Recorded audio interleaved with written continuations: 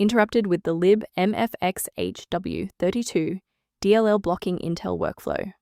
I'm Sophie Chen, a Windows support engineer. I've analyzed the conflict and I'm ready to show you the safest fix. Before diving into the manual fix for libmfxhw32, note the official maintenance resource linked below for system synchronization. This is the libmfxhw32, the Intel Media SDK Hardware library, 32-bit. It provides the unmanaged orchestration for Intel QuickSync video. It facilitates the hardware-accelerated data link for video encoding and decoding manifests on Intel GPUs. Now that the background is clear, let's walk through the actual installation steps. If libmfxhw32 DLL is preventing your software from launching, you likely need a graphics runtime refresh. Install the Microsoft DirectX end-user runtime to repair legacy DirectX files and perform a GPU driver update to resolve any issues with hardware-accelerated or compute-based components. If no luck was had with the redistributable package, we will escalate the fix by performing a targeted reset of the system state. A quick reboot can determine if the error is transient.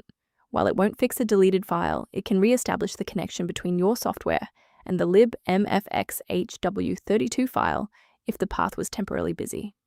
Make sure to save your spot by bookmarking this video or hit the like button before you restart so you don't have to search for it again. If you're still stuck after the reboot, stay with me. We're going to try a more targeted approach now. You can pause the video whenever you need to follow along.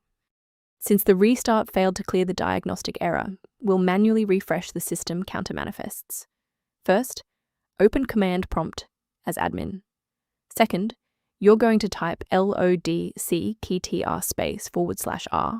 then hit enter. Why are we doing this? Well, performance DLLs rely on accurate registry indexing to function. This step wipes the existing counter registration and forces the system to reconstruct a healthy link to the diagnostic manifests. While we've identified the fix, it's vital to discuss how to keep your environment secure from common threats.